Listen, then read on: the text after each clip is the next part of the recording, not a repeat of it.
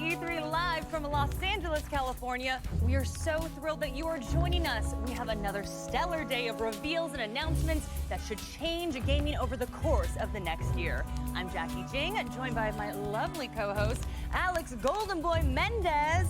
We were practicing our poses before. Yeah, we were. We were doing it. Like this? I'm trying to support my colleague, so this? I wanted to stand like this if the camera could just get my legs. I think you know? you're working it. I think I'm nailing it, you know? There you go, right there. There we See, go. look at that. Look at the cross. At the foot pose. Crap. Okay, never mind. Realize I got 2 left feet, even though I'm Puerto Rican. Not all of us are good at salsa dancing.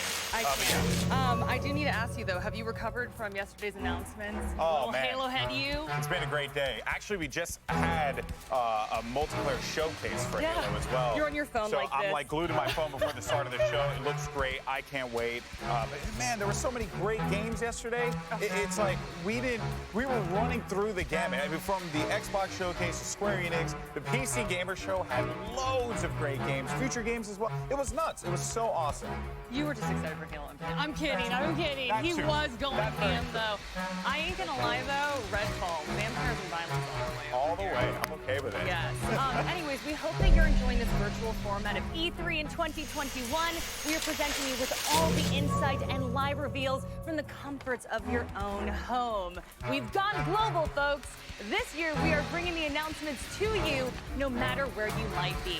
From LA to China, we are here to bring you every last word from your favorite developers and tell you exactly what that means going forward. Such an amazing experience for all those watching at home, and such a pleasure to be hosting with DB. I'm punching you. Yes, I can't see it, I'm but being punched off camera, but yeah, we have so many partners all over the globe covering this great event. It has honestly been stupendous to get all of the reactions. Everyone's excited, right? Everyone loves video games. E3, it truly is the best time of the year. Super Bowl gaming, and they're always going to get some awesome reveals. And I think everyone, had there was a little bit of something for everyone. And for an event that is as global as E3, that is exactly what you want. But the fun continues here, because at 9 a.m. we're going to be kicking things off with Verizon.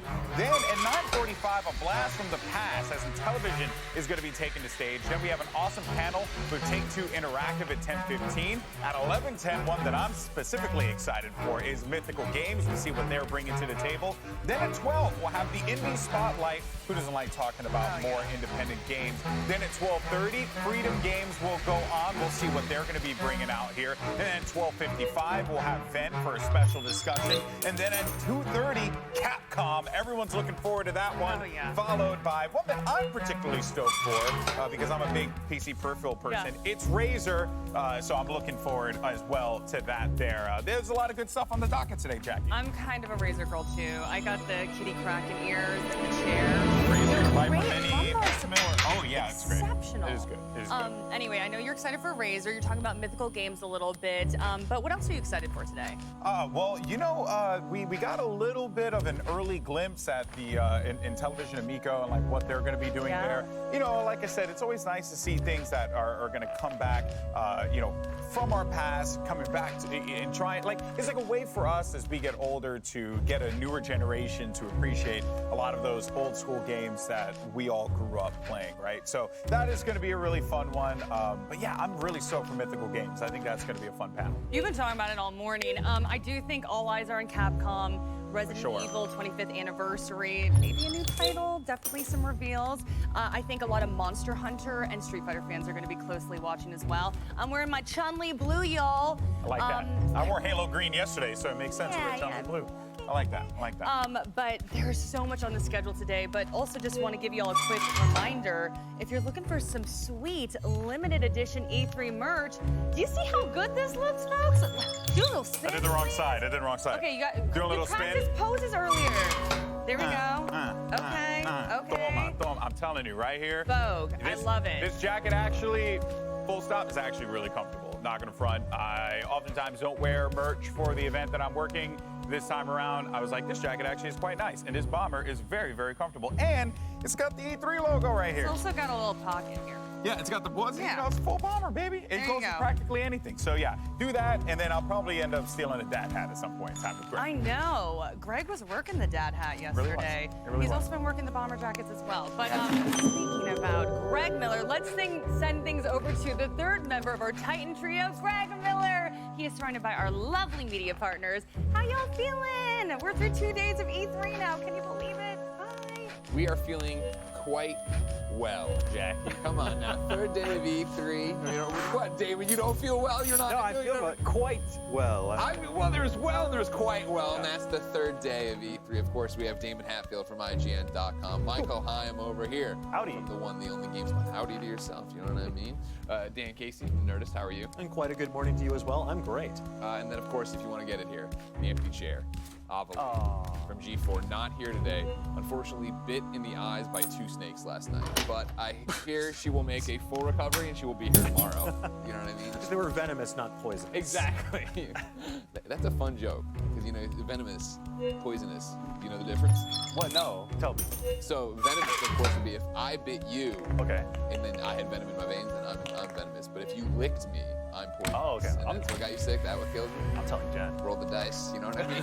Find out what happened. That was for you to lick me like a toad. Ladies and gentlemen, or I guess just gentlemen today, what are we excited for? Damien, when you think of this day 3, what are you excited for? There's a couple things I'm looking forward to today. In all honesty, I'm very curious about Intellivision. Yeah. I'm a retro gamer. Intellivision is a name that I grew up with, although I never owned one myself. So I think it's very cool that there's this very retro gaming brand getting its own showcase within E3. Yeah. They want to be a family-friendly console where all the games are easy to pick up and play. They have their own controller that's very simple to use, apparently. So I'm curious to see if, you know, what they've got and if there's room in the market for yet another successful console. And then, of course, Capcom. Of course. Coming up later today. Come on. NPD just announced this morning that Resident Evil Village, best-selling game of May, second best-selling game of the year so far after Black Ops Cold War, which makes it the best-selling game that was released this year. So Capcom has another hit on its hands, and I'd love to see some more content for that. Of course, ladies and gentlemen, we need to know what you think. As you see, there's a poll going right now. Capcom is running away with what are you most excited for with 60% of the vote, but the Indie Showcase right behind that. Of course, no matter where you are watching, you can spam the chat, find out, vote in those polls, and use the hashtag E32021 to be on the little ticker below. But Michael, what are you excited for today? I am with the audience and with Damon and saying Capcom because I love Japanese games. That's kind of what I've gravitated towards throughout my career at GameSpot, is covering Japanese games. And Capcom, I think, is going to be surprising. Yeah. Maybe, I know, like Jackie said, Resident Evil 25-year anniversary, and Resident Evil Village is hopping. So, and there's probably going to be some extra content. I would like to see VR support for Resident Evil Village. That would be wild. But I think the thing I'm actually most excited for, and I think Dan is going to feel me on this one, is the Great Ace Attorney. Oh, yeah. Yes. Objection! The Great Ace Attorney has been out in Japan for a long time. It's Right. coming westward this year for Switch, PS4, and PC. It's kind of a period piece with a character named... Okay, hold on. We need, Whoa, hey, whoa. G4 representation here. I'm tired of this. Objection! God, that's Golden Boy's forbid. music. God forbid G4's back. All right, did you not hear, guys? Did you not see it? G4's back, everybody. We ain't going nowhere this time until we run out of money next time. Let's go. That's it. That's it. Okay. I'm done. Okay, yeah. Here's my question about Capcom, actually, though, and this is for the panel, obviously. But Capcom, you know, very upfront. They already announced that they, you know, Seltzer, of course, a friend of ours, Golden Boy, doing the presentation. They came out and listed their games, right? So they're talking about, the Great Ace Attorney Chronicles, Monster Hunter Stories 2, Monster Hunter Rise, Resident Evil Village. Is this one of the ones where we trust that? Do we think there's one more thing? Like, obviously, there's been other stuff announced, right? Obviously, Resident Evil Reverse, the multiplayer game, is set for the summer. You expect to see something. They didn't list it.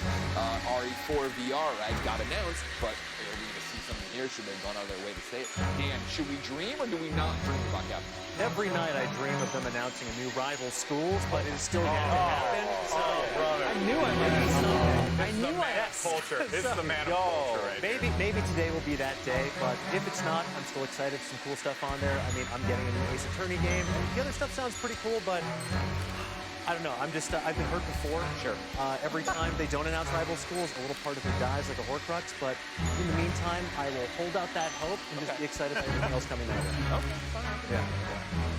Golden Boy G4. What are you excited for? Well, you know, don't say Capcom because you and I are talking about Capcom. They did. 10 minutes. I'm saving it all up. They did talk about the RE4 during the Oculus presentation, so they went through that a fair amount. But yeah, I mean, as far as the day goes, though, I mentioned on stage briefly, I am looking forward to Mythical because they have a very unique style of game that they do. It's focused on blockchain technology, right? Everyone's talking about the blockchain right now. But it is cool. I think like providing actual value to items in game, you know, through the blockchain system is a pretty neat and interesting take. I would like to see it apply to CCGs, and you know, I'm sure they're going to be talking about Blancos as well, which is like one of their big games there.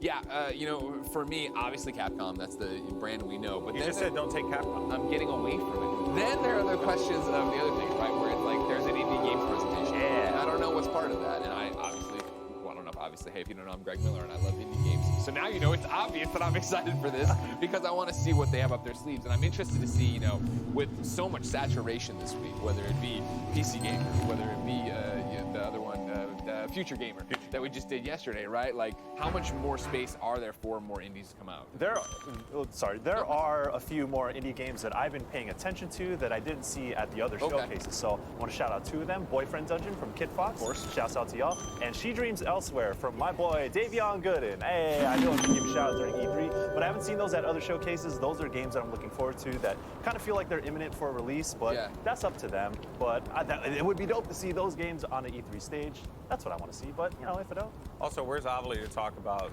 Boyfriend Dungeon? Boyfriend, yo, my God. You know, I can't do the Avali Boyfriend Dungeon thing justice, you know, because I wouldn't even know where to go from there. What is that game even about? You date your weapons. Yes. Yeah. Don't you want to date your sword or your blunderbuss? Come on. Or your polearm? Yeah, Gentlemen, I'm taken. I've been dating my pole.